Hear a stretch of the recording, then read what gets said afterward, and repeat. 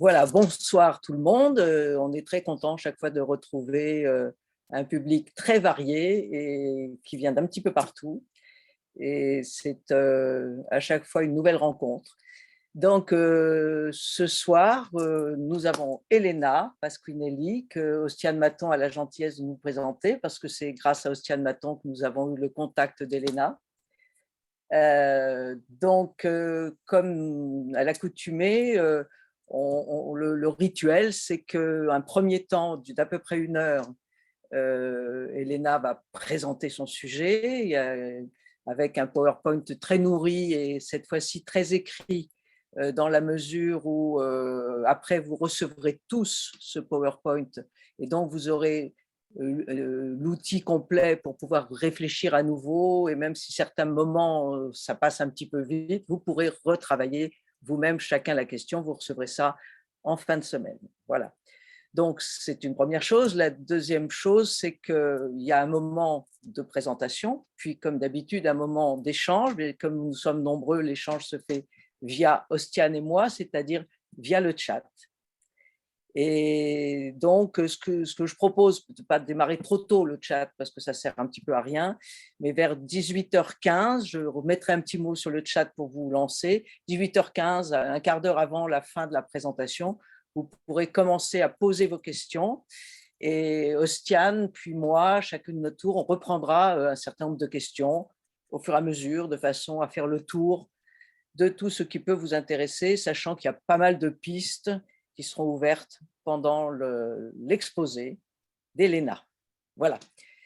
Je pense qu'Ostiane va prendre le relais et présenter Elena. Merci Anne-Marie, bonsoir tout le monde. Bonsoir Elena et merci d'être là avec nous ce soir. Alors Elena, je vais vous représenter pour nos auditeurs. Donc vous êtes spécialiste en philosophie des sciences cognitives. Vous êtes responsable également recherche et évaluation pour la Fondation de la main à la pâte, membre également du Conseil scientifique de l'éducation nationale. Vous coordonnez également avec Gérard Bronner le groupe de travail pour développer les compétences donc, d'esprit critique. Et enfin, également l'auteur de L'art de faire confiance, qui a été réédité en 2021, je crois l'année dernière, aux éditions Odile Jacob. Donc un grand merci d'être là parmi nous ce soir sur un thème majeur qui devient de plus en plus majeur, à savoir l'art de faire confiance. Ce fameux esprit critique dont on parle beaucoup, qui n'est pas de douter de tout, mais plutôt de savoir mieux faire confiance. Et c'est sur cela que vous allez pouvoir nous éclairer ce soir. Faut-il ou non faire confiance à tout ce que nous allons entendre? Eh bien, vous allez nous en persuader et nous aider à y voir plus clair. Donc, un grand merci. Je vous laisse la parole. Bonsoir Liliane et bonsoir Anne-Marie. D'abord, un grand merci de m'avoir invitée. C'est un énorme plaisir de se retrouver. On a déjà échangé avec grand plaisir, avec grand accord d'idées, et c'est un plaisir de partager ces thématiques dans un moment où je pense elles ne peuvent que résulter extrêmement d'actualité. Et donc, de trouver des pistes ensemble dans la discussion qui va suivre aussi pour réaliser certaines idées, certains projets qui sont fortement liés à la démocratie, ensemble, à l'école, en dehors de l'école, en tant qu'adulte, en tant que citoyen. Donc, encore un grand merci. Je me permets du coup de partager mon écran.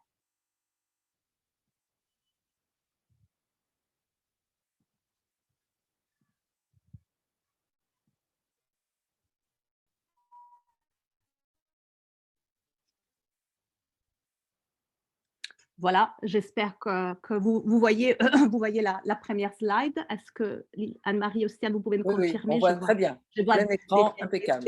des têtes qui disent oui, donc c'est très bien. Comme Ostiane l'a dit, le titre et la thématique pourront paraître contradictoires. L'esprit critique et la confiance dans une seule phrase, ça peut surprendre parce que ce ne sont pas des mots qu'on associe très souvent. Ostiane m'a présenté, elle a déjà fait référence à différentes activités, à différents lieux dans lesquels je développe des activités autour de l'esprit critique et où je cherche à développer les contenus dont je vais vous parler, sur lesquels on va échanger ce soir. Le premier lieu, c'est le Conseil scientifique de l'éducation nationale, dans lequel nous avons effectivement un groupe de travail autour de l'esprit critique et qui a produit au cours de la dernière année un rapport sur l'éducation à l'esprit critique, un rapport à la fois théorique qui met en avant cette relation avec la confiance, mais aussi pratique avec des conseils pour les enseignants. Et ce rapport vient de s'enrichir très récemment d'outils encore plus pratiques, séances de classe, indications sur les lieux des programmes scolaires où on peut plus facilement insérer des activités liées à l'éducation de l'esprit critique, infographies, principes que l'on peut utiliser, grilles d'évaluation à la fois de l'esprit critique et des actions relatives à l'esprit critique et un référentiel des compétences. Tout cela veut être extrêmement concret, mais aussi ancré sur la science.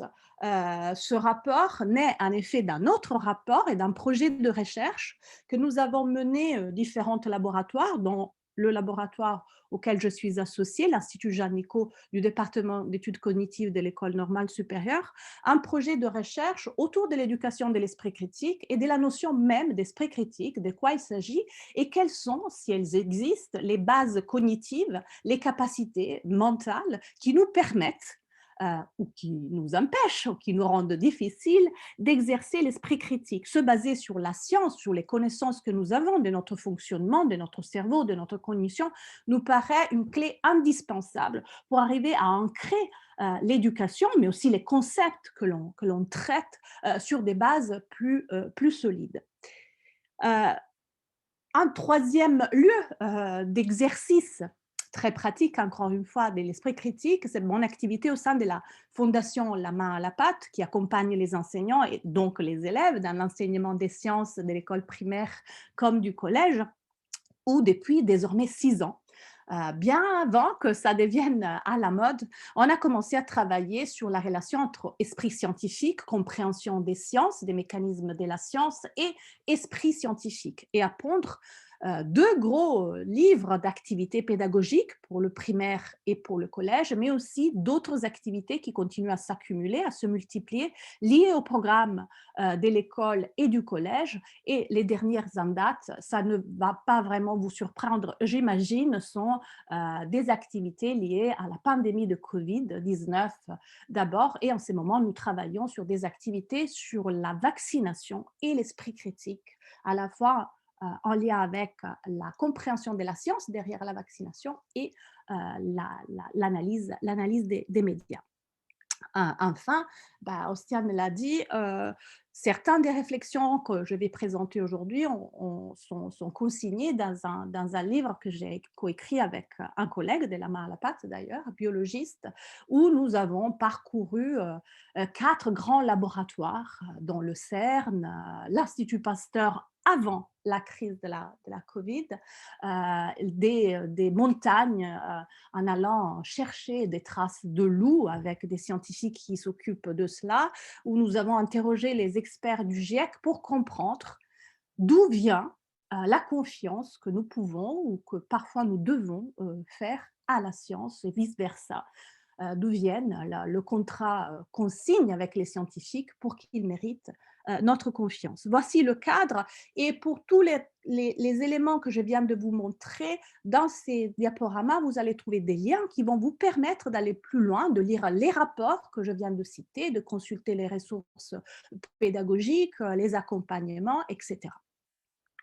Donc, on peut commencer maintenant avec le contenu. Donc, je pense qu'on serait tous d'accord pour dire que le développement de l'esprit critique, on le sent, on en sent parler, on en entend parler à l'école, mais aussi en dehors de l'école, dans les médias, sur Twitter même, en ces moments, et ça fait un moment, comme d'un objectif fondamental. Un objectif fondamental pour les citoyens, mais aussi un objectif fondamental pour l'éducation.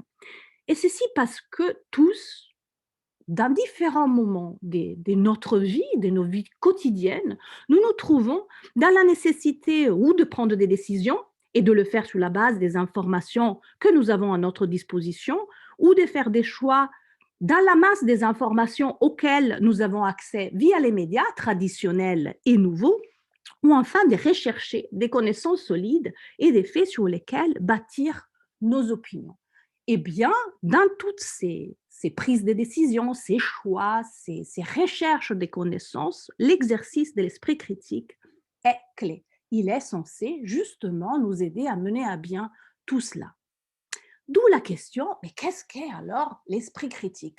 Comment on va pouvoir le définir en fait? Or, c'est une question, vous me direz, c'est une question un peu de philosophe, vous avez besoin de conceptualiser, de trouver des jolies définitions à consigner quelque part. Et au fond, nous savons tous qu'est-ce que c'est que l'esprit critique, c'est un mot qu'on utilise tous les jours, ça veut dire qu'on sait à quoi il se réfère. Et c'est plus compliqué que cela. C'est plus compliqué parce que d'abord, même si on se limite à la littérature, en philosophie, en éducation, en psychologie, en sciences de la cognition, on trouve énormément des définitions différentes de l'esprit critique. Et les gens qui parlent d'esprit critique à un niveau académique, en fait, ils ne disent pas la même chose.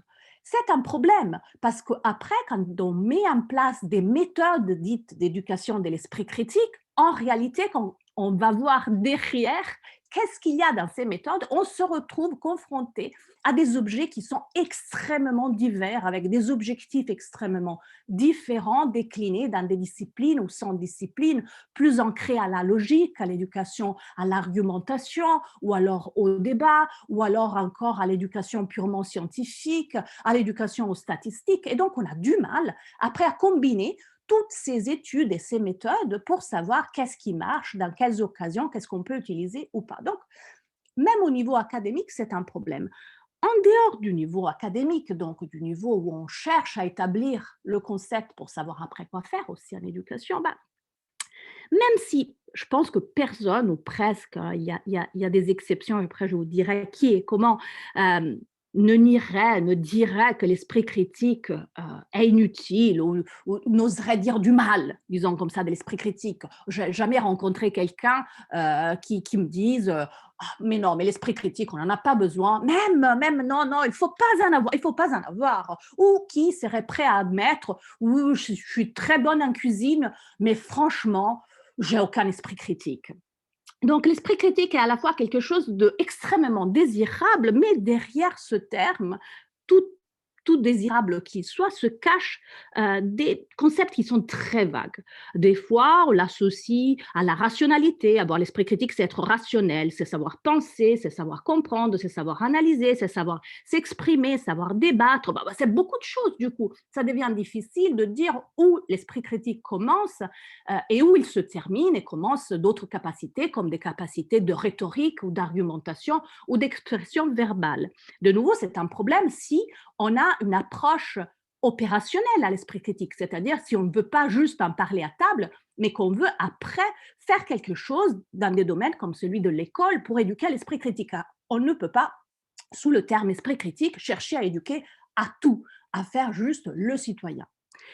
Ensuite, parfois, l'esprit critique, on l'entend utilisé d'une manière qui est encore plus préoccupante, je dirais, par rapport à cette utilisation vague, généraliste, trop large. On l'entend utiliser dans le sens d'un esprit de critique, donc avec une acception négative. On entend alors quelqu'un qui dirait avoir l'esprit critique, c'est tout critiquer, c'est ne croire à rien, vous m'aurez pas, moi je me méfierai toujours de tout ce que tout le monde dit, et on incarne cette version de l'esprit critique dans ses versions les plus extrêmes, disons comme ça, dans des formes après de complotisme, où on cherche à se faire sa propre vérité en vérifiant toutes les informations qui nous sont données, toutes. On ne croit jamais à rien, on doit tout vérifier et on doit tout reprouver par soi-même. Alors, là aussi, on entend souvent dire que le penseur critique, c'est un penseur autonome. qui pense pour lui-même. Hein. Il ne se fait pas mettre des idées dans la tête par les autres.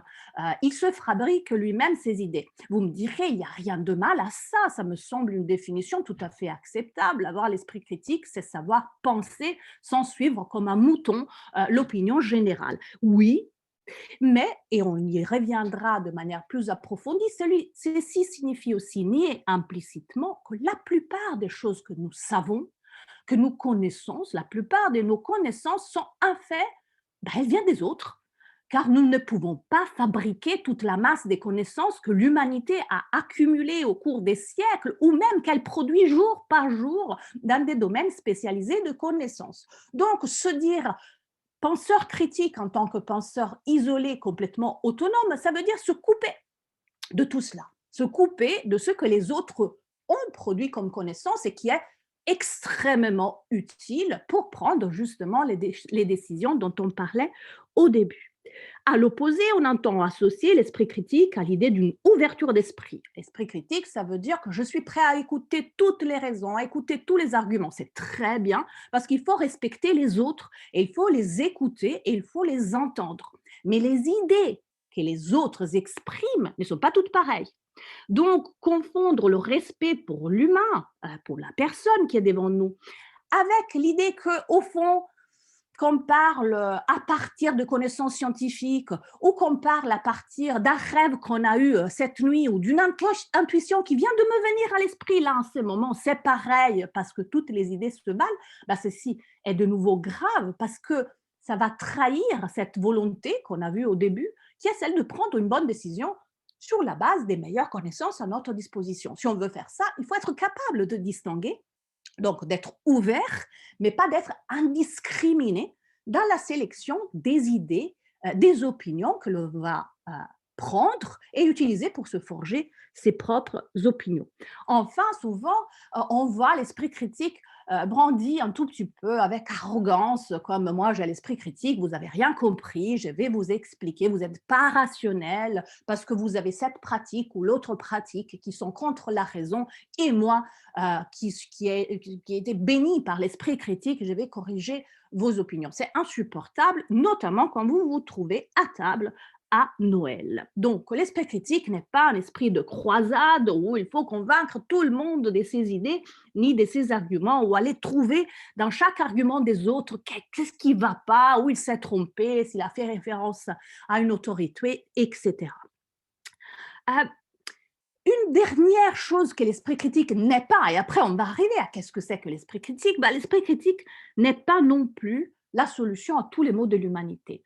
Trop souvent, nous cherchons des solutions miracles, alors certains termes ou certaines pratiques viennent nous sauver et on se dit, oui, éduquons les enfants à l'esprit critique, il n'y aura plus de terrorisme, il n'y aura plus de complotistes, il n'y aura plus de guerre parce que les gens, ils sauront raisonner de manière critique, analyser les informations, prendre les bonnes décisions, se forger les bonnes opinions et reconnaître les connaissances. Ça serait magnifique, mais honnêtement, si on pense cela, on peut se déconnecter maintenant de la conférence parce qu'on va être très déçu de découvrir que l'esprit critique est nécessaire pour être un bon citoyen et pour bien vivre en tant que citoyen, mais ce n'est pas malheureusement la solution à tous les problèmes de notre société et que ces problèmes demandent des solutions ad hoc et des solutions dédiées. Donc, l'esprit critique, on va le définir comme quelque chose d'un tout petit peu plus limité. Je vous signale une conférence de Sébastien Dieguez,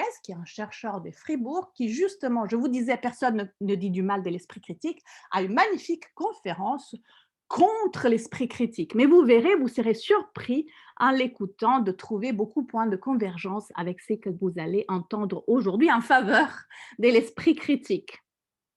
Donc, je pense, avec ce petit tour très rapide sur les risques de ne pas bien définir l'esprit critique, que vous avez compris pourquoi je tiens à ce qu'on donne une définition et que surtout, on prenne les distances de certaines idées, de certaines représentations que l'on peut avoir spontanément de l'esprit critique, comme un esprit de critique, comme une méfiance envers tout, envers tous, comme une protection contre les attaques qui nous viendraient de l'extérieur, contre tous les risques qui viendraient de l'extérieur, mais vice-versa aussi comme une ouverture indiscriminée qui mettrait tout sur un même plan, qui relativiserait opinions, connaissances, croyances, sans nous donner la capacité justement de les distinguer, mais surtout de nous éloigner de cette idée du penseur solitaire, autonome, qui pense pour lui-même et qui n'en a rien à faire du reste de l'humanité et de ce que les autres pensent, parce que lui, il s'est fait ses propres pensées. En fait,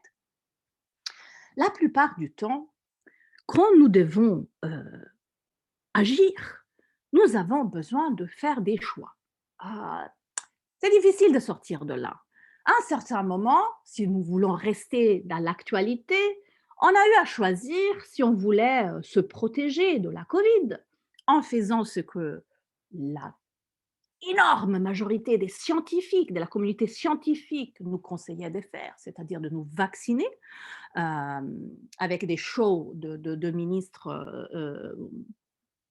les épaules nues, ou si on croyait à d'autres idées qui circulaient partout sur Internet, chez les copains, au fameux dîner de Noël, c'est-à-dire non mais prends ce médicament, non mais rince-toi la bouche avec de l'eau chaude, non mais bois tous les 15 minutes de l'eau parce que comme ça tu vas voir la Covid, tu la laves essentiellement, je n'avais jamais compris le principe qui était derrière ce type de conseil, tu la laveras. Donc nous sommes obligés à un certain moment de discriminer, de faire les choix dans les choses qui nous sont dites pour pouvoir agir. Autrement, on agit quand même, mais en restant paralysé, en faisant rien. Et quand on ne se vaccine pas, par exemple, ben, ce n'est pas comme ne rien faire, c'est quand même une action, ça a quand même des conséquences.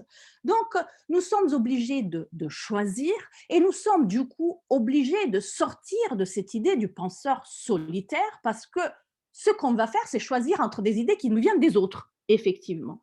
Et quoi qu'on pense, on les fait toujours. Même quand on a l'impression d'hésiter, moi je ne prendrai pas position sur ça, comme je vous disais, l'exemple des vaccins est très parlant, je ne prendrai pas position sur ça, je ne me vaccinerai pas parce que je ne sais pas s'ils sont bons, mais je ne me vaccinerai pas ou j'hésiterai ou j'attendrai, c'est une décision. Ce n'est pas l'absence d'une décision, ça en a juste l'apparence. Or, quand nous faisons des choix, nous dépendons, comme je le disais au début, nous dépendons des autres, nous dépendons des connaissances que les autres vont mettre à notre disposition, qu'on aille nous-mêmes les chercher volontairement, auxquelles nous arrivent même quand on n'en a pas envie parce que quelqu'un vous souffle une idée dans l'oreille au dîner de famille ou dans le métro, vous entendez quelque chose. Il faut admettre avec modestie, qui fait partie des vertus de l'esprit critique, qu'aucun de nous, certains de nous le sont, disons, mais aucun de nous n'est expert en tout. Certains de nous sont experts en écologie, d'autres sont experts en physique, d'autres en vaccinologie, d'autres encore en climat, d'autres en histoire, en économie ou en équilibre géopolitique. Mais le cas de quelqu'un qui serait expert en tout cela, vraiment expert en tout cela, ne se donne pas. Il ne se donne pas parce que de plus en plus, toutes les connaissances qui sont produites autour de nous et par nous, en tant que producteurs de connaissances, sont extrêmement spécialisées. Elles demandent des méthodes d'observation, des méthodes d'enquête. Elles sont fabriquées à l'intérieur de communautés des spécialistes, la communauté des vaccinologues, la communauté des historiens. Et ces communautés ont un rôle important dans la fabrication des connaissances parce qu'à l'intérieur des communautés, on se critique, on s'attaque parfois parce qu'on n'est pas d'accord, on arrive à un consensus et donc à la fin, on fabrique quelque chose comme une connaissance qui est partagée par les experts de la communauté elle-même et qui peut être du coup mise à disposition des autres, de nous, pour que nous puissions l'utiliser.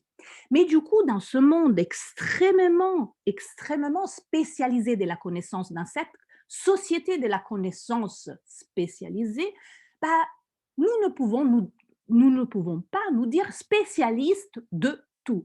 Du coup, quand nous voulons vraiment avoir accès à des connaissances solidement produites, nous devons nous tourner vers ces spécialistes.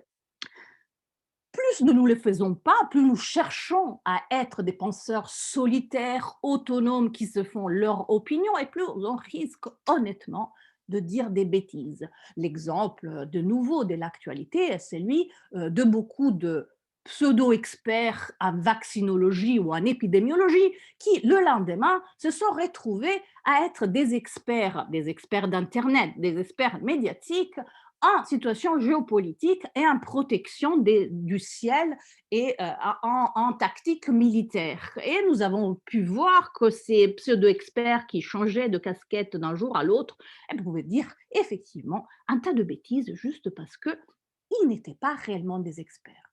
Où est-ce que ça nous amène tout cela? Ça nous amène justement à la problématique de la confiance. Nous n'avons pas de choix. Si nous voulons avoir accès à cette minière de connaissances que notre espèce, au cours des centaines d'années, a produit, a accumulé, a fait progresser et continue à produire et continue à accumuler et à faire progresser, si nous voulons avoir accès à cette richesse qui peut enrichir nos vies, qui va nous permettre de faire des choix plus raisonnables, plus proches de la réalité, qui ont plus de chances d'être corrects et de nous amener du coup à un bon résultat pour nous et pour les autres, si nous voulons profiter de tout ça, nous avons besoin, nous sommes dans la nécessité de faire confiance à quelqu'un à un certain moment. Pas une connaissance ou une confiance en blanc, pas une confiance juste parce que c'est lui qui l'a dit, juste parce qu'il porte une blouse blanche, il a les cheveux ébouriffés,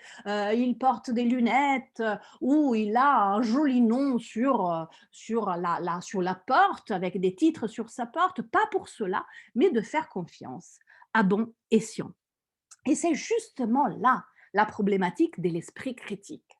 Comment on arrive à faire confiance, pas à être méfiant, mais à faire confiance à bon escient? Comment on arrive à choisir dans la masse presque infinie d'informations qui circulent autour de nous tous les jours les bonnes informations?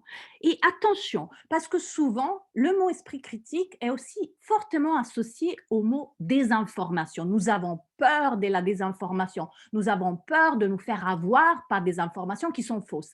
Mais nous devrions être encore plus concernés par le problème de savoir identifier des informations qui sont vraies, qui sont correctes, parce que c'est bien sur celles-là et pas sur les fausses que nous allons bâtir nos choix, nos décisions. Ce sont celles-là que nous devons être capables d'identifier, de reconnaître pour pouvoir se les approprier, les mettre dans sa boîte à outils mentale et pouvoir les ressortir, les utiliser pour être des meilleurs citoyens ou juste pour vivre mieux avec des choix qui nous servent bien. Pour faire confiance à bon escient, il faut donc être capable de reconnaître ces bonnes informations, de reconnaître les connaissances au milieu des masses et masses et masses d'opinions qui se fabriquent tous les instants. Et pour cela, nous avons besoin de développer certains outils. Des outils qui vont nous permettre justement de faire le tri dans l'information, de distinguer la désinformation ou la misinformation des informations correctes, de distinguer les connaissances des opinions et du coup de faire ce tri d'une manière aussi rigoureuse que possible, aussi juste que possible, même si parfois cela est extrêmement, extrêmement compliqué. Et pour cela, nous avons besoin de certains critères. Donc, développer l'esprit critique, c'est au fond apprendre à bien évaluer sur la base de critères les informations à notre disposition, leurs sources naturellement et aussi leur contenu. Attention parce que la confiance et du coup l'esprit critique ne sont pas une question de noir et blanc. Trop souvent, nous nous prononçons très fortement en faveur ou contre une certaine opinion. Mais en réalité, nous n'avons pas les éléments pour faire cela. Ou nous manquons nous-mêmes de connaissances pour nous prononcer, ou les informations à notre disposition, celles qui ont été publiées, rendues publiques, sont encore trop faibles. Par exemple, un résultat scientifique vient de paraître, sort du laboratoire, il a une grande publicité sur un média traditionnel parce qu'il frappe les esprits, mais ce n'est qu'un résultat, donc quelque chose de partiel, temporaire. Il faudrait attendre pour être sûr que ce résultat va être confirmé par d'autres expériences, par d'autres chercheurs, par d'autres types de connaissances. Entre-temps, on peut avoir de la confiance dans ces résultats et dans cette information, mais on n'a pas besoin d'avoir une confiance extrême. On peut se dire qu'on est plutôt confiant, mais aussi parce que la méthode utilisée, par exemple, était bonne, les sources sont bonnes, ça a été relayé par des sources fiables qui contrôlent effectivement ce qu'il y a derrière un certain résultat, une certaine information, mais qu'on reste quand même modéré dans notre confiance, une confiance 3 sur 10 ou 4 sur 10, parce qu'au fond, tout cela peut changer, donc on est prêt à changer d'idée. Si on me dit que la Terre est plate, ma confiance dans le fait que cette information elle est fausse, elle est plutôt élevée. J'ai plutôt confiance, vice-versa, que la Terre a une forme plutôt ronde parce que beaucoup d'informations, de connaissances se sont accumulées. Beaucoup de preuves existent qui me permettent de croire cela. Est-ce que je le crois à 100%, mais non jamais, mais très, très proche de 100%. Et pour me faire changer d'idée sur cela, il faudrait m'apporter des preuves extrêmement variées, multiples et solides pour me faire changer d'idée, pour faire baisser du coup ma confiance. Donc la confiance, une question de degré. C'est important pour l'esprit critique parce que l'autre volet de l'esprit critique, en plus de la capacité à évaluer les informations et qu'est-ce qu'il y a derrière en termes de sources, en termes de contenu, c'est justement cette capacité à calibrer, à ajuster sa confiance par rapport à l'information donnée et aux autres informations à notre disposition et à nous-mêmes en tant qu'experts ou pas. Si on me donne des informations sur quelque chose où je connais strictement rien, je serais mauvais juge. Donc, j'ai intérêt à me maintenir dans un niveau de confiance plutôt bas parce qu'au fond, j'en sais rien. Donc, ou je fais totalement confiance à ma source pour des très bonnes raisons, ou alors je me maintiendrai dans un niveau où ça a l'air intéressant, on va voir qu'est-ce qui se passe. Donc voilà, arrivé la définition, l'esprit critique, on va le définir et dans tous les ouvrages, rapports que je vous ai montrés au début, on l'a défini comme la capacité à évaluer les informations, les sources, les contenus à notre disposition, afin justement d'arriver à calibrer notre confiance dans ces informations, dans ces sources et dans ces contenus. Donc, en premier lieu, l'esprit critique consiste à ajuster cette confiance par rapport à une information donnée, à une opinion, etc. Et pour ce faire, pour arriver à porter cette confiance raisonnée, raisonnable et bien calibrée, bien ajustée, il est nécessaire de savoir évaluer les informations, les opinions et notamment à évaluer la fiabilité de la source, les contenus au niveau de leur plausibilité, est-ce qu'ils sont crédibles, la qualité et la pertinence des arguments apportés en appui à ces contenus et la qualité des preuves également apportées à l'appui de ces contenus. Et ceci, il faut le faire à la lumière de critères et de connaissances spécifiques. Quels sont donc ces critères, quelles sont donc ces connaissances, ces compétences dont on a besoin pour outiller notre esprit critique? La liste ne va pas vous surprendre. Face à une information, il faudrait être capable, nous, adultes, les enfants également, il faudrait être capable d'évaluer si le contenu est plausible, si les arguments apportés sont pertinents, s'ils portent vraiment sur le contenu en discussion, si les arguments sont corrects d'un point de vue logique, si les preuves à l'appui sont solides, sont de bonne qualité, si elles sont nombreuses, si les sources sont transparentes, déclarées, si les sources sont fiables au sens qu'elles sont bienveillantes, elles n'ont pas un intérêt privé particulier qui pourrait les amener à vouloir nous tromper, manipuler, si les sources sont expertes dans les domaines dans lesquels ils sont en train de parler, et si ces différentes sources, notamment, arrivent à converger. Les enseignants, les inspecteurs, les formateurs en enseignement des médias et de l'information vont se reconnaître, je pense, dans ce type de définition. Voyons un exemple d'esprit critique à l'œuvre, très rapidement. Imaginez quelqu'un qui arrive dans une ville nouvelle, qui arrive à Paris, mais qui vient d'Italie, comme moi. il se trouve devant un resto, il a faim, c'est l'heure de manger, même elle est passée l'heure de manger, il se trouve devant un restaurant, il regarde, hein, il commence à analyser les informations qui viennent de ce restaurant, l'aspect du restaurant, les odeurs probablement qui sortent du restaurant, comment il s'appelle, le menu. Et grâce à toutes ces informations, grâce à tous ces éléments d'observation, il s'est fait une opinion comme quoi ce restaurant a l'air d'être bon. Euh, Mais la personne en question sait aussi qu'elle a très faim. Comme vous le savez, quand on a très faim, on n'est pas très fiable, hein, on a l'impression que tout est bon à peu près. Et donc, il commence à calibrer sa confiance, à dire, ouais, ça m'a l'air bon. Il y a plusieurs choses qui viennent en appui, des preuves qui viennent en appui du fait qu'il pourrait être un bon restaurant, l'odeur notamment qui en sort, mais je ne sais pas si je peux me faire confiance. Et heureusement que quelqu'un sort du restaurant exactement à ce moment et que notre ami étranger peut arrêter la personne qui sort et lui demander excusez-moi, vous pourriez me dire qu'est-ce que vous pensez de ce restaurant? C'est sa source externe. Et la personne lui dit, mais écoute, le restaurant, moi je le trouve très très bon, tu sais, presque mieux que McDonald's. Aïe, se dit notre ami étranger, cette source ne m'a pas l'air très fiable en termes de goût. Si elle aime McDonald's, on ne va pas avoir vraiment le même goût alimentaire. La personne en question, l'informateur, ajoute, mais tu sais, il appartient à mon cousin. Aïe, se dit de nouveau notre pauvre étranger perdu à Paris. Cette source n'est pas fiable car elle pourrait avoir un intérêt privé à me tromper, à me manipuler, à me faire entrer dans le restaurant de sa famille. Donc, vous voyez qu'au quotidien, nous tous, par les informations que nous prenons par nous-mêmes, effectivement, pas les informations que nous prenons par les autres, nous évaluons nos idées, nos opinions et nous accumulons des preuves, des arguments qui vont basculer, qui vont bouger notre confiance dans notre idée initiale. Qu'est-ce que cela veut dire, cela? Ça veut dire qu'en réalité, l'esprit critique, nous l'avons tous. L'esprit critique défini, comme on l'a défini, comme cette capacité à évaluer des informations et à calibrer notre confiance, il fait partie de nous. Ça, c'est la partie très optimiste de cette conférence. Il faut la noter parce que ça ne va pas durer nécessairement. Hein. L'esprit critique est naturel. Nous avons tous un esprit critique naturel, ce qui est tout à fait raisonnable si vous y pensez d'un point de vue de l'évolution.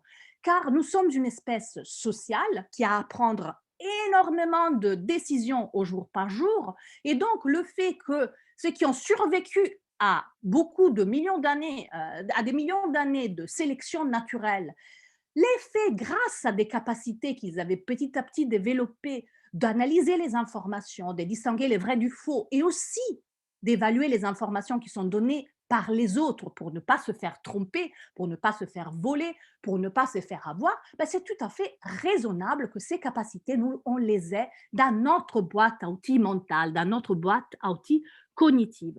Et ceci est confirmé par le fait que nous les avons, ces capacités-là, d'évaluation des informations, d'évaluation des sources et des contenus et des calibrations de la confiance, nous les avons non pas uniquement en tant qu'adultes, elles sont déjà là présentes à noyau quand nous sommes tout petits. En fait, elles ont été mises en évidence chez des enfants de 3, 5, 7 ans et aussi chez des bébés de 18 mois. L'enfant de 3 ans, par exemple, il est déjà sélectif par rapport à ses sources d'informations. Il ne va pas croire à tout le monde. C'est vrai qu'il va croire beaucoup de choses bizarres. Il va croire au Père Noël, à la fée qui fait disparaître ou à la souris qui fait disparaître ses dents et qui lui laisse de l'argent, mais il ne va pas croire à tout le monde. Il va se fier surtout aux gens qu'il connaît bien, aux membres de sa famille, à son enseignante de maternelle. Il fait un tri dans les sources d'information. Cela va vous paraître banal, mais c'est extrêmement important parce que cela nous dit que au moins très tôt dans notre fonctionnement cognitif, pour ne pas dire inné, nous avons cette motivation et cette capacité à trier les informations et à rechercher ce qui a plus de chances d'être plus vrai, plus correspondant à la réalité, parce que cela nous est utile.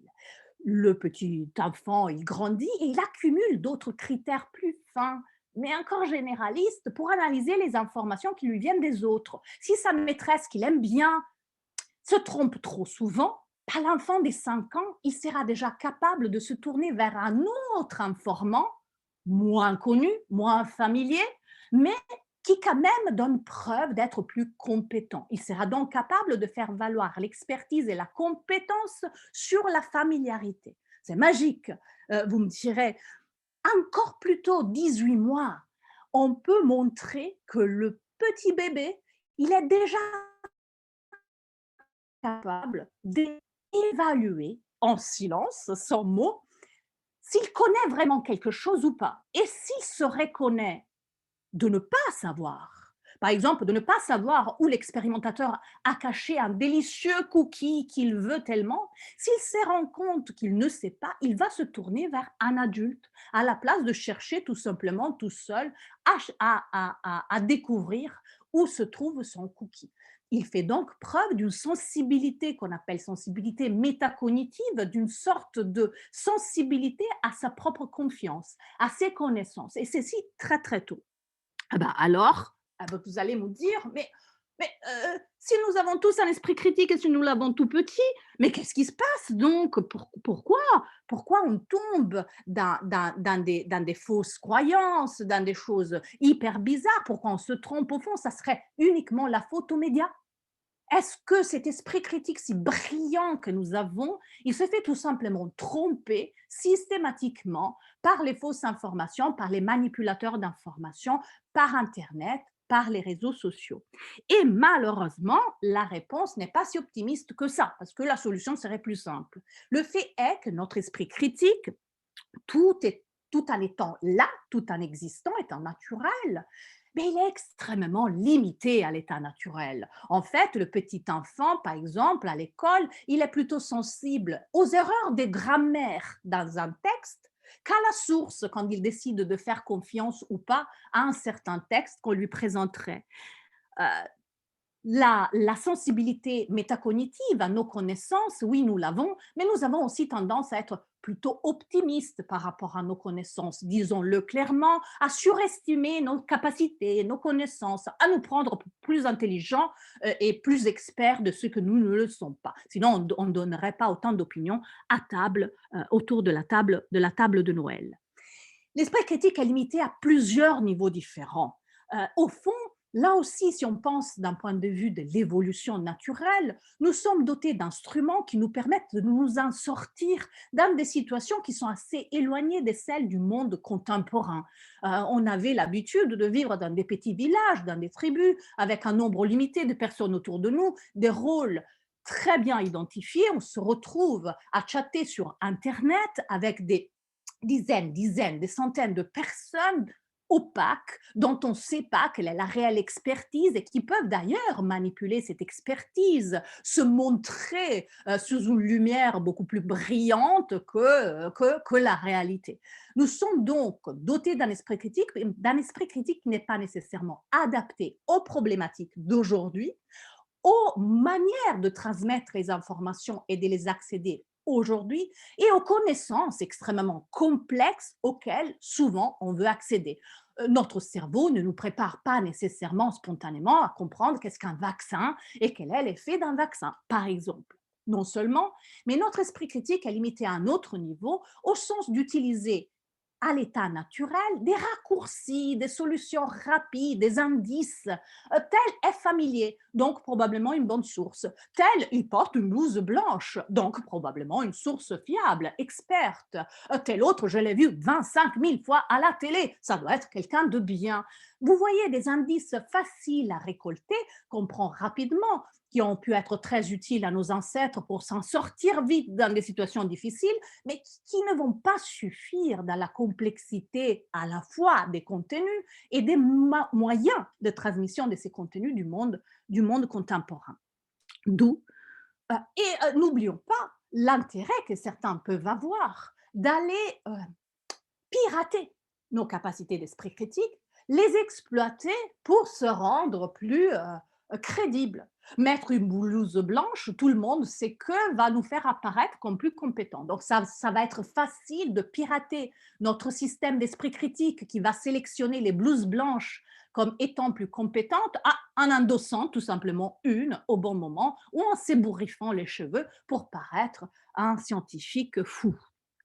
Donc, en résumé, doté de capacités d'esprit critique, doté d'une base à nourrir et à outiller, mais cette base, elle est limitée et elle a donc besoin d'être nourrie et d'être outillée. Ceci nous dit que éduquer l'esprit critique est possible, mais aussi nécessaire. Est possible parce que les bases naturelles sont là, mais est nécessaire parce que ces bases naturelles ne vont pas suffire dans le monde d'aujourd'hui pour nous permettre de nous en sortir. Quels outils faut-il fournir? Ben, nous avons vu les critères. Nous avons parlé des critères de l'esprit critique. Eh bien, il s'agit de les prendre un par un et de les outiller d'une manière telle à ce qu'ils nous permettent de faire ce tri dans l'information quotidienne. Il faut habituer et il faut éduquer les enfants et les adolescents et les adultes, si possible, à examiner la fiabilité de la source, à se poser les questions sur cette fiabilité, mais aussi à rechercher des informations, à savoir reconnaître plus finement qui sont les experts.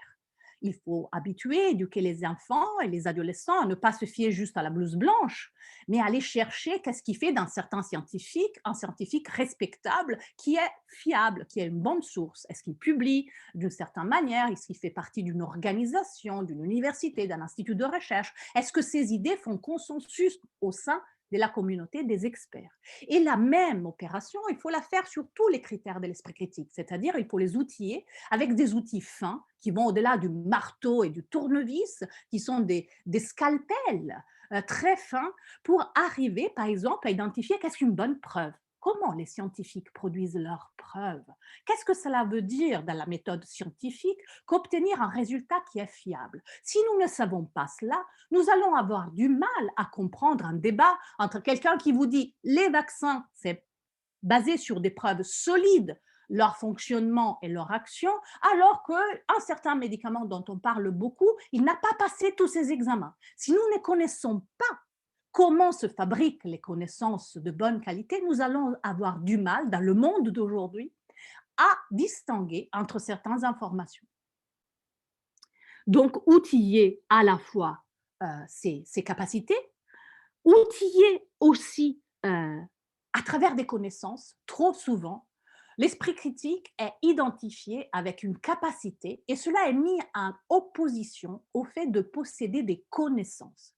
Mais posséder des connaissances, connaître des faits, connaître des lois de la nature, connaître des règles de fonctionnement de notre société ou de la nature elle-même, est fondamental pour ensuite pouvoir analyser si une information qui arrive vers vous, elle est plausible ou elle ne l'est pas. Sans connaissance, nous sommes incapables de bien penser. Il ne suffit pas à savoir chercher les bonnes informations. Au moment où nous devons les évaluer leur fiabilité, nous avons besoin de cette base des connaissances solides. L'école doit nous permettre de développer, à côté de nos capacités, cette base des connaissances riche et solide. Et enfin, nous éduquer nos enfants et nos adolescents aussi à la métacognition. Qu'est-ce que cela veut dire? Ben déjà, se poser ces questions. Pourquoi je fais confiance à cette information? Sur quoi je me base? Est-ce que j'ai assez de connaissances pour faire cela? De quoi j'aurais besoin pour être plus sûr de moi? Comment je vais rechercher d'autres informations? Où est-ce que je vais les rechercher? Expliciter, est-ce que je me sens confiant à ce moment-là? Est-ce que mon jugement me paraît solide? Expliciter tout cela, prendre l'habitude de le faire explicitement est quelque chose qui va nourrir notre capacité d'esprit critique.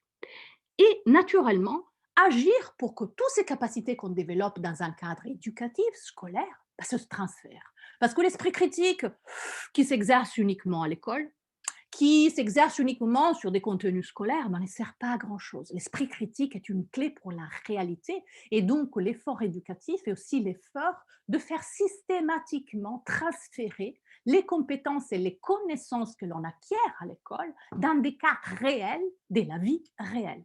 Et cela ne viendra pas tout seul parce que c'est le défi le plus difficile de l'éducation que de faire ce transfert. Il faut le faire justement dans le cadre de l'éducation elle-même. On dit, dans les rapports que je vous ai montrés, il faut mettre des gouttes d'esprit critique dans tous ces cours.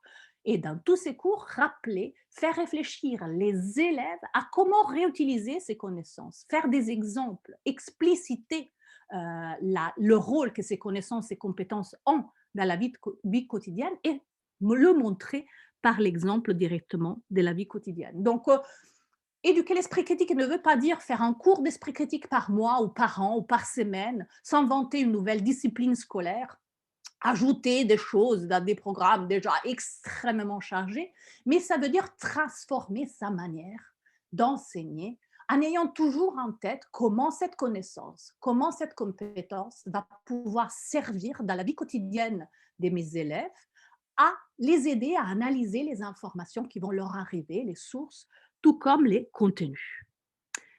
C'est un développement qui, du coup, ne se résout pas avec une baguette magique en cours d'une heure ou de 10 heures ou de 50 heures. Malheureusement, je vous avais dit que les mauvaises nouvelles arriveraient. C'est une entreprise qui doit être incarnée dès l'école primaire ou maternelle jusqu'à la fin du parcours scolaire éducatif de nos élèves et qui doit, du coup, mobiliser à chaque fois une volonté d'éduquer cet esprit critique. C'est un objectif collectif. Il n'y a pas un enseignant qui va être en charge de l'esprit critique en classe ou à l'école. Ce n'est pas l'enseignant d'SVT, ce n'est pas l'enseignant d'éducation aux médias et à l'information, ce sont tous les enseignants. C'est le système scolaire lui-même qui doit s'en charger pour que tous les enseignants répètent le même exercice, fassent faire le même exercice à leurs élèves.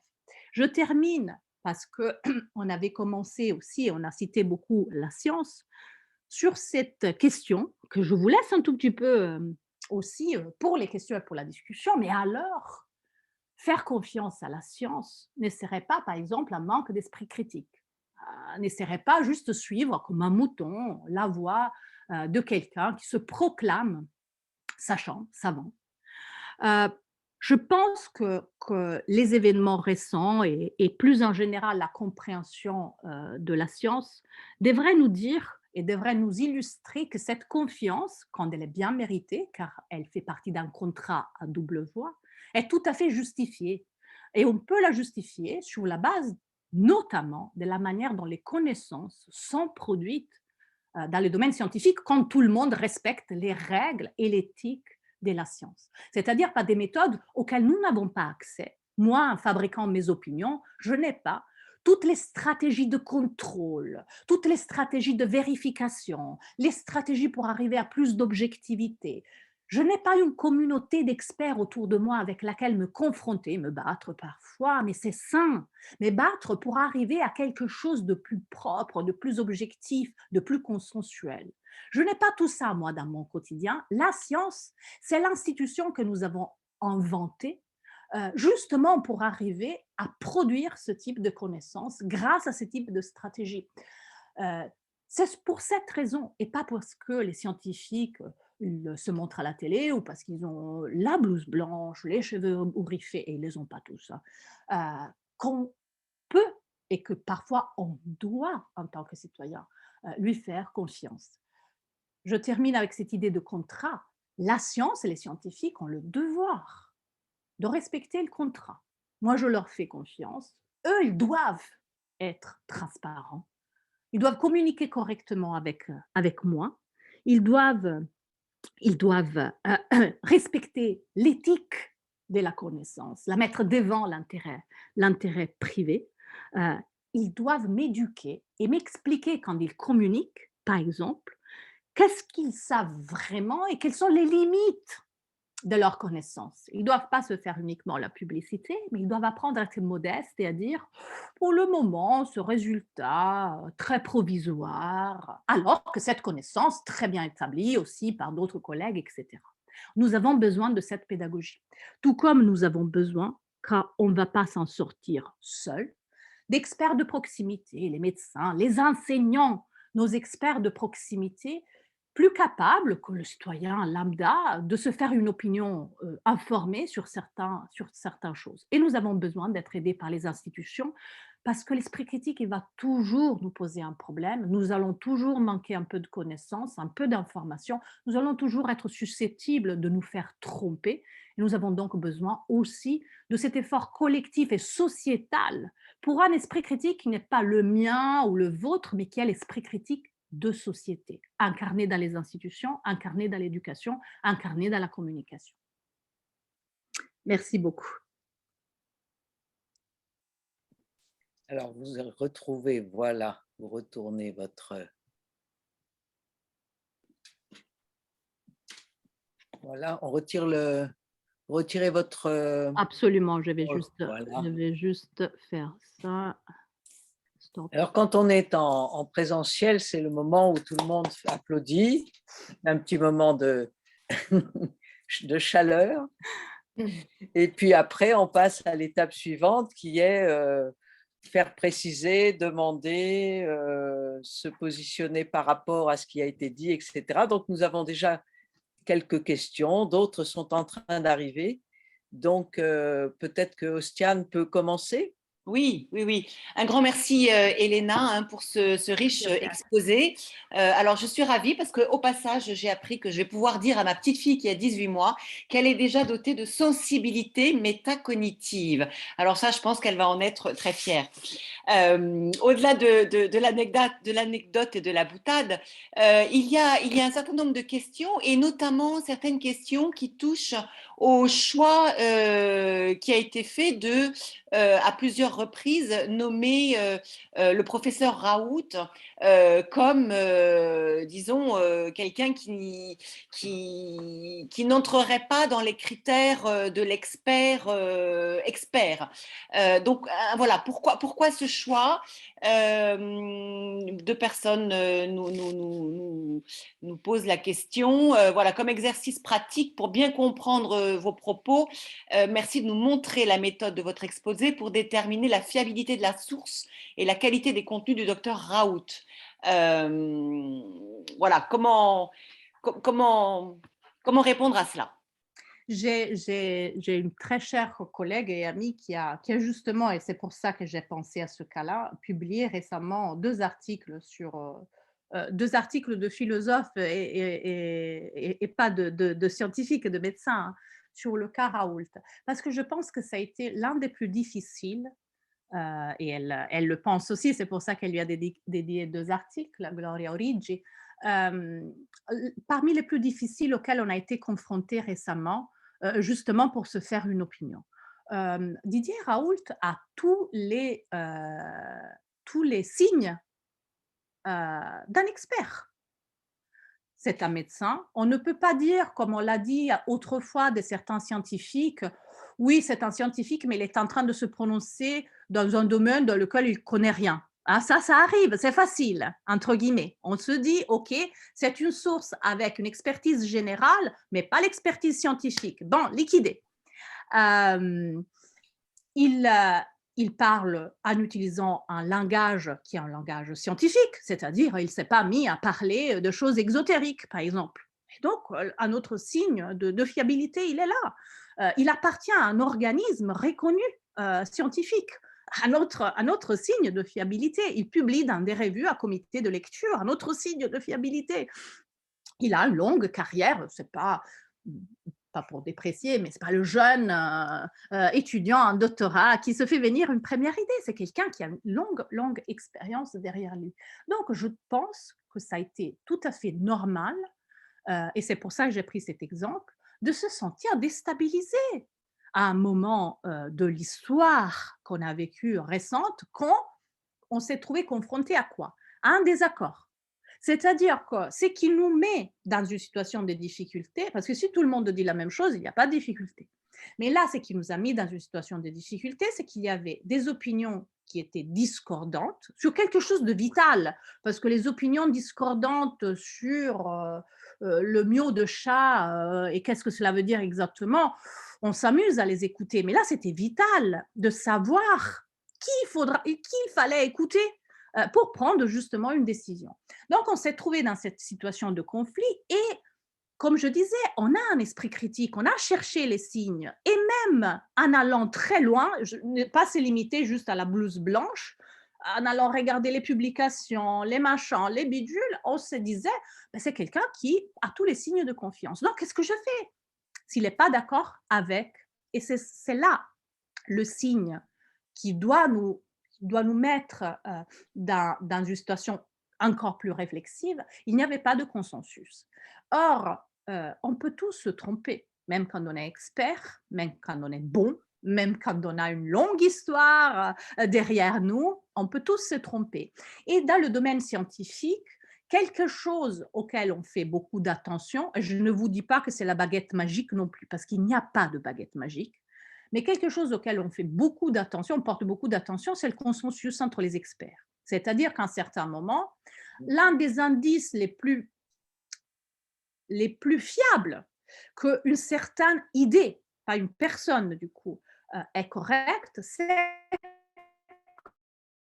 le consensus se forme autour de cette idée, un consensus qui vient des gens différents. Il faut faire attention à ça parce que le consensus parmi des gens qui appartiennent tous au même groupe est facile à avoir. Si vous allez en Italie, vous êtes un fan de foot comme moi, ben si vous parlez qu'avec les fans de la Juventus, je vous assure que le consensus sur le penalty de dimanche, c'est facile, on est tous d'accord, vous trouvez le consensus, mais parce qu'on appartient au même groupe. Donc, il faut faire attention à ce que ce consensus vienne des laboratoires différents, par exemple internationaux, pas du même pays, qui a déjà un groupe. Et là, beaucoup beaucoup d'éléments ont permis rapidement de voir que le consensus n'était vraiment pas là et de voir où il était le consensus. Il n'était pas du côté de Raoult.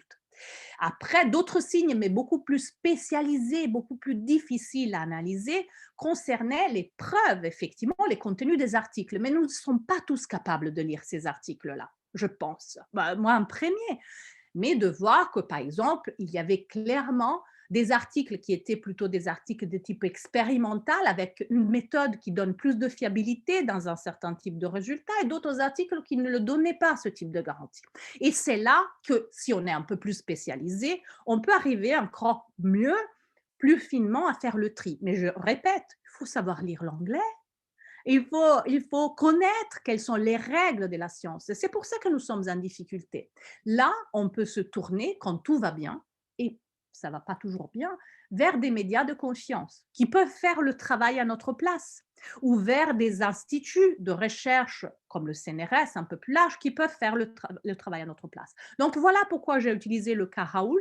Ce n'était pas juste parce que c'était un dernier en date, mais parce que je l'ai trouvé, et je pense que beaucoup de collègues le pensent en philosophie, un cas particulièrement difficile et qui donc mérite un peu qu'on voit comment on peut se tromper, comment notre esprit critique est difficile à exercer, même pour des gens qui se considèrent, je disais avant, qu'on se considère souvent avoir à l'esprit critique et donner des leçons aux autres, ça peut nous mettre tous en difficulté. Il ne faut pas avoir honte ou il ne faut pas se sentir moins intelligent que les autres, parce qu'à un moment, on a trouvé que, par exemple, il y avait tout ce qui portait dans la direction de la fiabilité autour de Raoult, mais que uniquement petit à petit, on s'est rendu compte que ces signes de fiabilité étaient contrebalancés par d'autres signes encore plus importants.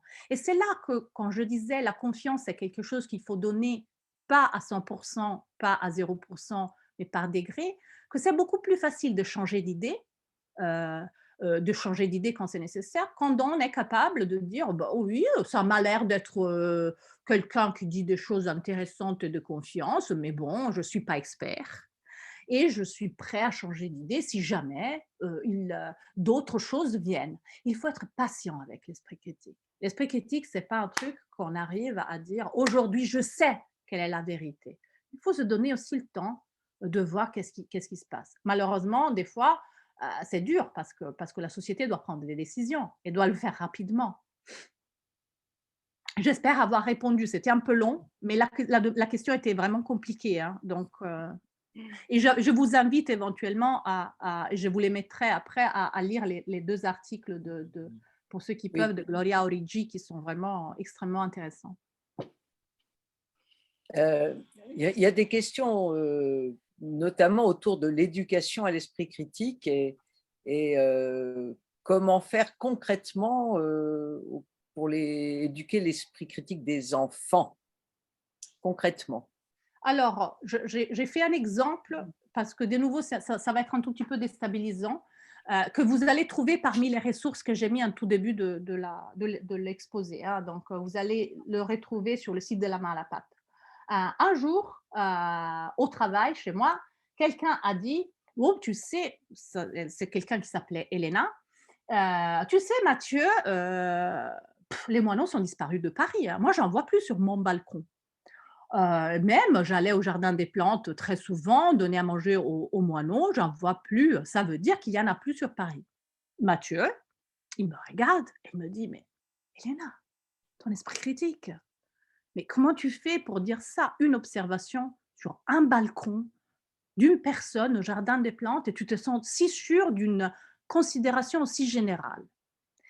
Là est née une activité pédagogique pour la classe, pour les élèves de l'école primaire. Ils doivent analyser cette opinion de Madame Elena, donc je suis ridiculisée auprès de tous les élèves d'école primaire, et voir quelles sont les limites de cette opinion et comment on ferait pour avoir une opinion plus fondée. Du coup, les élèves jouent à collecter des informations à différents endroits de la ville, à différents moments dans le temps. Ils se rendent compte en jouant en groupe avec ces données qu'ils n'ont pas tous les mêmes résultats. Oups, comment ça se fait? On devrait avoir tous la même conséquence. Mais non, parce que si on regarde un jour de pluie, il y a moins d'oiseaux de toute manière, si on regarde un endroit, si on regarde un autre. Les élèves sont donc confrontés aussi à l'intervention d'un scientifique qui fait de métier d'étudier qu'est-ce qui se passe aux oiseaux et aux moineaux de Paris et qui explique que les données qu'il collecte, il les collecte depuis plus de 13 ans, il les collecte partout, il les collecte systématiquement et pas juste en sortant sur le balcon un jour de soleil, et que c'est cela, ce type d'observation, qui leur donne la possibilité d'obtenir des données fiables et de vérifier certaines hypothèses. Du coup, on fait réfléchir aux élèves sur qu'est-ce que cela veut dire dans la vie quotidienne. Ça veut dire que des opinions, on en a tous et il n'y a rien de mal. Elena, elle n'est pas stupide. Mais que des fois, avant de généraliser, il faudrait multiplier nos observations, ou d'autres fois, si quelqu'un nous apporte des connaissances plus solides, apprendre à les reconnaître sur la base que je disais, c'est-à-dire de la méthode de leur production. C'est juste un exemple, mais d'une activité en plein dans le programme de sciences de l'école primaire sur la biodiversité, et il y en a d'autres, qui permet aux élèves de comprendre certains aspects de comment on fabrique des connaissances et qui met ses gouttes à la fin, très très importantes, de transfert vers la vie quotidienne, c'est-à-dire de faire produire des exemples aux élèves de comment ces considérations sur les opinions, sur l'observation, sur la multiplication des observations pourront leur servir à d'autres occasions dans leur vie. Et continuer à rappeler cela dans d'autres cours, dans d'autres moments, avec d'autres sujets. Donc voilà une manière, tout comme d'autres manières, quand on enseigne, quand on est professeur documentaliste, consiste à entraîner les élèves à se poser des questions sur les sources, à analyser les sources d'informations, les indices, mais aussi à travailler pour les élèves, pour les professeurs documentalistes, très important, leur rôle fondamental, à travailler avec les profs de sciences, d'histoire, pour mettre ensemble cette analyse des sources et des contenus qui complètent l'évaluation d'une information. Mais vous allez trouver une énorme banque d'activités du primaire jusqu'à la fin du lycée dans les diapos que je vous ai laissés. Merci. Ostiane? Merci Elena. Oui, il y a des questions autour des biais cognitifs et de la place de l'intuition. Comment peut-on évoquer les biais cognitifs? Quels sont ceux qui entravent notre lucidité? Et également une question autour qui rejoint, je trouve, cette question-là, autour de la place de l'intuition aussi dans notre esprit critique. Alors, moi, là, je vais un peu à contre-courant, je vous le dis tout de suite, et à contre-courant par rapport aux cogniticiens, et je suis une cogniticienne, et aussi à beaucoup d'interventions autour de l'esprit critique. Pour vous dire, j'ai fait ma thèse de doctorat sur les illusions et les biais, donc ce n'est pas quelque chose que je n'aime pas, je les trouve extrêmement fascinants, mais je trouve que trop souvent, là aussi, on met beaucoup l'accent sur nos biais, sur nos limites, sur toutes les fois où on fonctionne mal. Et que cela comporte un petit risque, surtout avec les enfants les plus jeunes, de leur donner l'impression que notre cerveau est une machine défectueuse, alors que c'est une machine merveilleuse, qui a des limites, mais parce que ce sont des limites dues au fait que cette machine, voilà, est faite pour fonctionner dans certaines conditions. Ceci ne veut pas dire qu'il ne faut pas mettre les élèves, les alerter du fait que notre condition n'est pas parfaite et que donc nous avons tendance, par exemple, je pense que sur ça c'est important de nous alerter, à chercher à confirmer nos idées, ce qu'on appelle le biais des confirmations. Nous avons tendance à chercher et à évaluer les informations que les autres nous donnent sur la base des opinions que nous avons déjà.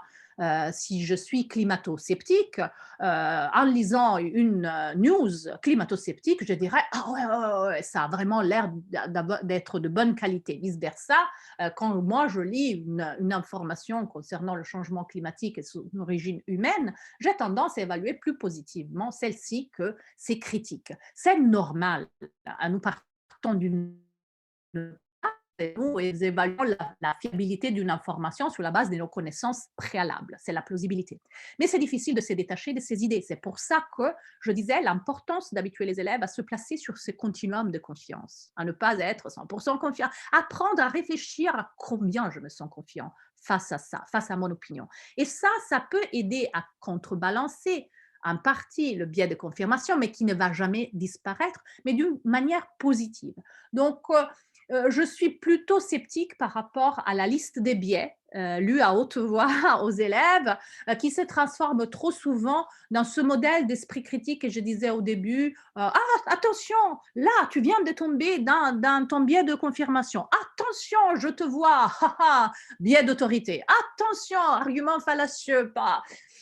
Ça ne sert pas à grand-chose fait comme ça. Ça sert quand on met en évidence, par exemple, l'exemple que je faisais sur les moineaux, qu'on a tous tendance à aller vite à des conclusions, par exemple, à généraliser extrêmement vite. Si vous voulez l'appeler biais de généralisation ou fallacie de la généralisation hâtive, mais au fond, l'important, c'est que l'enfant il comprenne que cela est propre à tout le monde et que du coup, il faut avoir cette attitude un peu plus réflexive, un peu plus calme, un peu plus reposée quand on peut, pour pouvoir mettre à profit tous les outils que nous acquérons pour mieux penser. Dans la continuité de ce que vous venez de dire, quelqu'un vient d'écrire: «L'enjeu est sans doute aussi celui d'une éducation à l'incertitude, à l'acceptation de cette incertitude dans bien des domaines, là où les opinions, hein, simplifiées, voire simplistes, sont sécurisantes et rassurantes».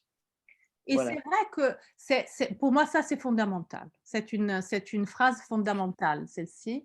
C'est vrai que nous avons besoin de nous rassurer très souvent et que dans la vie quotidienne, très souvent, voilà, ça va, hein, je n'ai pas beaucoup d'incertitude sur le penalty de dimanche derrière et ça va aller, ça va pas comporter un problème. Mais apprendre à vivre avec un peu d'incertitude et à choisir les connaissances qui ont moins d'incertitude est fondamentale. On ne peut pas s'attendre à avoir des connaissances 100% certaines. Elles n'existent pas, tout simplement. Aucun scientifique, aucun historien ne produira jamais une connaissance 100% certaine. Si on attend ça, ah bah alors, on ne les utilise pas, ces connaissances-là. Il faut apprendre qu'il y aura toujours une marge d'erreur, il y aura toujours la possibilité de se tromper, voire de tomber sur un scientifique diabolique qui a menti, qui a manipulé, ou de tomber sur une connaissance qui est encore très, très incertaine et qui ne vaut pas grand-chose, elle va changer, ou elle vaut, mais elle va changer dans 6 mois. Il faut s'habituer à cela et il faut s'habituer à distinguer et à dire, bah, celle-ci, elle est plus certaine. Certaines connaissances, franchement, bien établies, ils ont beaucoup de preuves à l'appui, leur certitude est plus élevée, le degré de certitude est plus élevé, c'est le cas par exemple du changement climatique et de ses, et de ses causes. Beaucoup de preuves convergentes dans beaucoup de domaines, avec des études qui viennent de partout, qui sont faites sur les océans, mais aussi sur les températures de l'air, sur les glaciers.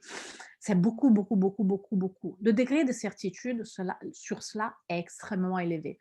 Sur d'autres choses, le degré de certitude, je vous disais au début, l'article scientifique qui vient de paraître avec un résultat tout à fait nouveau, très intéressant, très bonne méthode, mais degré de certitude relatif. Il faut être patient, il faut attendre avant de se lancer à prendre des décisions sur la base de cela. Apprendre du coup à vivre avec et apprendre qu'on fera des erreurs.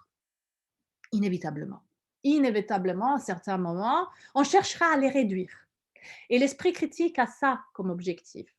Réduire un peu la marge des erreurs qu'on peut faire en choisissant des informations qui ont un meilleur degré de certitude, des connaissances qui ont un meilleur degré de certitude, mais sans éliminer ni l'incertitude, ni le risque de se tromper. Diane? Oui, alors je reviens peut-être sur la question de la place de l'intuition dans l'esprit critique. Où est-ce qu'elle peut jouer sa part? Alors, là aussi, je suis personnellement un peu embêtée quand on oppose l'esprit critique et l'intuition. Je ne trouve pas que les deux soient deux se battre. Comme je le disais, nous avons des bases naturelles d'esprit critique. Ça veut dire qu'intuitivement, nous réagissons, et l'enfant, il ne le fait pas de façon réfléchie quand il choisit sa source et qu'il se dit que sa maîtresse est plus fiable par rapport à la maîtresse d'une classe qu'il ne connaît pas. Il le fait en se basant sur l'intuition. L'intuition, au fond, en large partie, c'est l'héritage de millions d'années d'évolution, c'est-à-dire que nos intuitions, elles ont des raisons d'être. Elles ne sont pas des rêves éveillés, elles sont des réactions qui utilisent des heuristiques, qui utilisent des indices, qui utilisent des mécanismes de prise de décision rapides, irréfléchis, qui, dans beaucoup de situations, sont adaptés. La problématique est de comprendre quand elles ne s'adaptent plus. C'est-à-dire quand la situation est trop complexe, elle demande trop de connaissances spécialisées, quand nos biais sont particulièrement sollicités parce que le contexte fait qu'on réagit très fortement, par exemple, en faveur de notre groupe, et que donc la situation est dangereuse, entre guillemets. Si je me fie à mes intuitions en parlant de foot, je vous assure que je vais toujours dire la même chose. Et je le sais. Donc, bon, si c'est la conversation du dimanche, ça va, mais si je veux être plus objective, il faut que je prenne en compte que dans ce cas-là spécifique, mes intuitions risquent de m'amener sur des positions qui sont plutôt des positions de groupe que des positions d'analyse objective et rationnelle de la réalité. Donc, dans ces cas-là, je vais redoubler un peu les actes de vigilance, les stratégies de vigilance pour contrôler ce type de biais. Je reviens du coup sur ta question avant. Est-ce qu'il faut enseigner les biais? Dans ce sens-là, oui. C'est-à-dire apprendre quand nos intuitions, qui ne sont pas à démoniser, peuvent nous tromper parce que dans ce contexte-là, certaines réponses vont surgir très rapidement, biaisées par le fait que voilà, on préfère la familiarité, le groupe à d'autres situations. Et donc, apprendre à se connaître, moi j'appellerais plutôt ça, plutôt qu'apprendre les biais. Apprendre à se connaître, à connaître le fonctionnement cognitif, tous ses atouts, toutes ses merveilles et aussi ses limites, et quand notre fonctionnement cognitif peut nous mettre en difficulté, dans quelle situation il faut être alerté, il faut être prêt à prendre un peu de recul, à y mettre un peu plus de temps, parce que notre intuition, là, elle risque de nous tromper. Mais sans opposer l'intuition à l'esprit critique ou à la raison. Il y avait, à propos justement de l'esprit critique et des sciences, il y a quelqu'un qui remarque que quelque chose qui était jugé scientifique à une époque est devenu une croyance, alors que pour finir, maintenant, ça n'est plus du tout scientifique. C'est la fameuse question de la mémoire et les mémoires visuelles, auditives, etc. Et ça continue à se propager comme une sorte, ce qui est maintenant une croyance et plus une connaissance. Et quelle est la force? Est-ce que c'est parce que c'était simple? Comment se fait-il que ça perdure alors que ça a été contredit? C'est vrai de beaucoup de ce qu'on appelle des neuromythes, c'est-à-dire quand on va les analyser, ils sont très, très intéressants, des choses qu'on croit très facilement. Par exemple, voilà, que nous utilisons seulement 10% de notre cerveau, c'est pas vrai. Ou que nous sommes plutôt visuels ou plutôt auditifs. Ces types de croyances tendent à rester parce qu'elles sont justement intuitives. D'un côté, elles répondent à des observations qu'on peut faire facilement. Par exemple, beaucoup de gens qui, encore aujourd'hui, défendent l'idée des intelligences multiples ou des intelligences visuelles, auditives, etc., elles le font avec avec des très bonnes raisons, c'est-à-dire qu'ils constatent tous les jours dans leur classe que les élèves, ils ne sont pas tous pareils. Et c'est vrai, les élèves, ils ne sont pas tous pareils. Ils n'apprennent pas tous de la même manière. Ils sont tous différents. Alors, ce type de théorie-là leur donne quelque chose que d'autres théories qu'on a peut-être trop portées, nous sommes tous pareils, on enseigne à tout le monde de la même manière, on ne différencie pas, ben, ne vont pas satisfaire leur observation de tous les jours. Et donc, ils s'accrochent à ces autres théories, bien qu'elles ne soient pas correctes, parce qu'elles correspondent à quelque chose qu'au fond, ils peuvent observer. Donc, il y a ce besoin aussi d'outils, et parfois des théories répondent à ce type de besoin. Et l'autre chose, c'est voilà, que ce sont des optimistes qui vous donnent une solution à un problème, qui vous donnent une solution miracle. C'est beaucoup plus facile d'adhérer à l'idée. Il y a des intelligences faites comme ci, comme ci, comme ça. Et donc, vous devez faire ceci, ceci et cela, que de croire à quelqu'un qui un jour vient vous dire, bon non, c'est pas vraiment comme ça. Mais alors, comment c'est? Bah, c'est plus compliqué. Non, mais plus compliqué comment? Ouais, vraiment beaucoup plus compliqué. Ah mince! On n'aime pas ça. On aime que ce soit simple parce que du coup, c'est opérationnel. Il n'y a rien de mal à ça. Hein. Mais il faut, comme on disait avant, apprendre aussi à vivre avec cette incertitude. Merci. Il y avait également une question autour de la vérification des sources et notamment à l'heure des réseaux sociaux et de l'information continue par rapport à des événements qui font le buzz, que ce soit de l'actualité aujourd'hui en Ukraine ou autre. Comment vérifier ces sources? Alors, heureusement que nous avons des profs documentalistes, parce que c'est leur rôle, justement, si on est à l'école, de nous apprendre à faire ce tri, sachant qu'il sera là aussi, de nouveau, jamais un tri parfait. Apprenons que là aussi, on peut tous se tromper. Mais il y a des critères que les profs documentalistes apprennent à nos élèves et qui consistent à vérifier l'origine de la source, à vérifier à travers des outils assez simples comme Google Images, l'origine d'une image avant de la partager. Donc, il y a toute une série de techniques et d'indices pour identifier des bonnes sources. La difficulté n'est pas d'apprendre ces techniques-là. La difficulté, je pense, pour les élèves comme pour nous adultes, hein, c'est d'avoir la motivation à prendre un moment de recul. Je ne sais pas vous, mais moi, j'ai énormément apprécié un petit aide qui venait de Twitter à un certain moment, qui était que quand tu cherchais à partager une information qui contenait un document attaché sans l'avoir lu, le document attaché, Twitter, l'algorithme te disait, es-tu sûr de vouloir partager cette information sans avoir lu? Ça, je trouve, c'est quelque chose d'extrêmement important. Moi, j'en parlais avec des étudiants à Abu Dhabi, justement, à l'université d'Abu Dhabi, New York University. Pour moi, c'est l'équivalent des bumps qu'on met dans la rue pour ralentir les voitures. T'as beau mettre des signaux partout, ralentissez, t'as beau expliquer aux gens qu'il faut aller un peu plus lentement parce que c'est dangereux. De temps en temps, là où c'est vraiment dangereux, il y a une école, on est en centre-ville, on met les ralentisseurs. Et ce ralentisseur t'oblige à ralentir un instant. Donc, je pense qu'en plus de l'éducation et de l'apprentissage des critères, on a besoin, c'est pour ça que je disais l'esprit critique, c'est pas individuel, c'est pas que dans ma tête. On a besoin que les institutions, que les GAFA, que les médias nouveaux et anciens nous aident, pas à y aller trop vite, à partager trop vite, mais à ralentir, à prendre le temps de se demander, est-ce que je veux vraiment partager cette information? Parce que notre instinct, ça va être celui, c'est intéressant, c'est rigolo, je partage.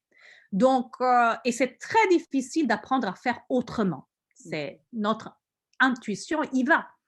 Mais si on nous aide avec des ralentisseurs qui pourraient être mis un peu partout et qui vont juste rendre les choses plus lentes, au fond, on va trop vite. Je veux dire, on produit beaucoup de connaissances, on en produit même trop, on travaille beaucoup trop, on produit tous beaucoup trop au travail. Si on est un peu plus lent, on produit un peu moins. Il y a rien de mal. Donc, que les institutions et que les moyens les médias et les nouveaux médias nous aident à ralentir un tout petit peu. Mais ralentir ne sert à rien si on n'a pas appris aussi. Du coup, une fois qu'on a ralenti, non pas à se mettre là en pause toute la vie, mais à savoir qu'est-ce qu'il faut en fait partager. D'où l'éducation aux médias et l'éducation à l'esprit critique à l'école. Il y a une question qui est méfiante vis-à-vis de l'esprit critique, disant qu'il y a un risque à trop mettre en regard et étudier, etc., le risque de rendre méfiant envers tout, créer un inconfort chez les enfants et pour finir, détruire le sentiment qu'on peut avoir confiance. Donc, comment, pour finir, équilibrer de façon à ce qu'on soit dans une logique, je cherche à quoi faire confiance, plutôt que je cherche surtout à me méfier et à ne rien croire. Comment créer ça chez les enfants et les Yes. adolescents? C'est très important. Tout ce que j'ai dit, c'était dans cette direction, c'est-à-dire ne pas faire croire aux élèves qu'avoir l'esprit critique, c'est se méfier. Alors, c'est facile de le dire, mais si après, dans la pratique, tout ce qu'on leur apprend, c'est par exemple à identifier les fake news, à identifier ce qu'il y a de faux sur Internet, à leur dire ah regarde, tu vas analyser l'information, tu vas voir, elle est manipulée de cette et cette manière, on risque justement, surtout avec les plus petits, ça serait dramatique, de avoir cet effet pervers, c'est-à-dire juste de les rendre méfiants par rapport à tout. Après, ils seront méfiants à l'école, quand ils rentrent à la maison, ils font ce qu'ils veulent. Euh, L'éducation positive à l'esprit critique, c'est justement une éducation qui n'est pas tournée vers cela. Ça peut, de temps en temps, on peut le faire, hein, un peu aussi d'éducation à comment reconnaître une fake news, mais jamais réduire l'esprit critique à ça. Éduquer l'esprit critique est éduquer à identifier les bonnes informations, à éduquer à trouver les bonnes connaissances, à dire pourquoi cette connaissance elle est solide. Ben, elle est solide parce qu'elle est basée sur beaucoup d'observations différentes. Elle est solide parce qu'elle est construite à travers méthodes. Elle est solide parce que, et du coup, mettre en capacité de reconnaître les bonnes informations, celles qui vont pouvoir nourrir nos opinions et pas juste à reconnaître toutes les manières possibles à travers lesquelles on peut se faire tromper pour du coup se renfermer dans une bulle de peur et de méfiance et de dire tout le monde cherche à m'avoir, ils peuvent faire tout avec les images. Donc, il faut bien équilibrer. Et si je devais donner une recette comme ça, vraiment improvisée, je dirais 9 sur 10 du positif, j'apprends des connaissances. J'apprends à les mobiliser dans le quotidien. J'apprends à reconnaître les bonnes connaissances. J'apprends ce qui fait un bon média. J'apprends ce qui fait une bonne source d'information, une bonne radio, une bonne émission radio, un bon site internet. J'apprends tout cela et 10%, une fois de temps en temps, bah, quand même, j'acquiers aussi des outils pour reconnaître quand on cherche réellement à m'avoir d'une manière ou d'une autre. Mais prépondérant l'habitude et la capacité à reconnaître ce qu'il y a de positif et à l'utiliser après pour se forger ses opinions. Voilà, je trouve important de conclure, puisqu'on est à 59, de conclure sur la confiance et sortir d'une crainte de méfiance, même si, voilà. Il y a une demande qui est celle d'une bibliographie sur le sujet en français, hein. Vous avez au début de votre PowerPoint, il y a des références d'outils par la map, etc. Mais est-ce que vous pourriez nous envoyer dans quelques articles et quelques livres en français Bien sur, sûr, voilà. les Hein. rapports que je montrais, l'un plus orienté grand public, l'autre beaucoup plus approfondi, ils sont en français. On a tenu à les faire, celui du conseil scientifique, c'était normal, mais aussi l'autre rapport qu'on a fait pour le projet de recherche, c'est en français et il y a une version en anglais, parce qu'on voulait pouvoir être lu. Là-dedans, il y a des bibliographies, mais vous trouverez sur le site web aussi du conseil scientifique des références. Mais je pourrais vous faire une petite liste de best-of. Oui. Voilà, votre best-of spécialement pour nous. Exactement, un best-of. Voilà. Écoutez, on attend ce best-of, on le recevra en même temps que votre présentation complète qu'on pourra lire tranquillement à la maison.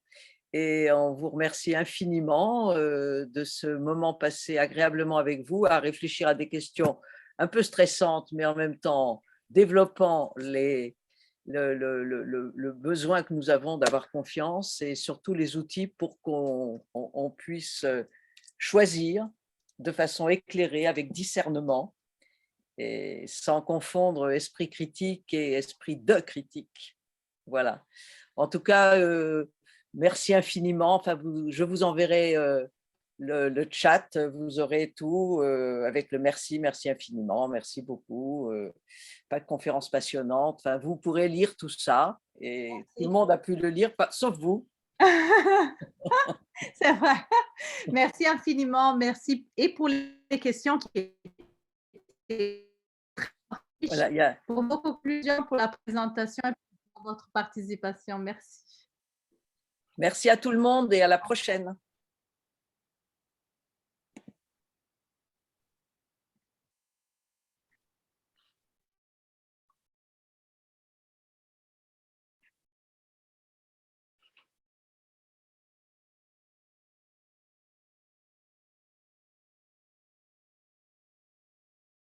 Oui, bien de dire que la conférence a été enregistrée,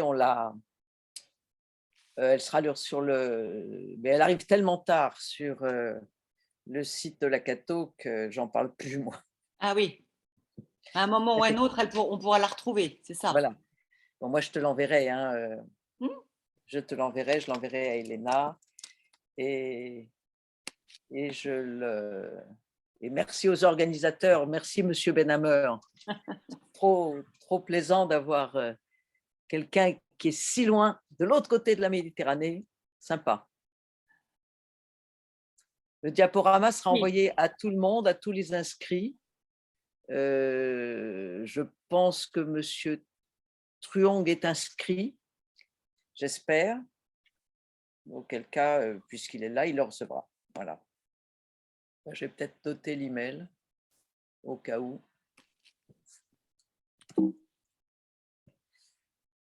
Voilà, j'arrête l'enregistrement en revanche. Oui. Attends, où est-ce qu'il est l'enregistrement? Là, je l'arrête. Hop, c'est bon. Voilà. On a encore quelques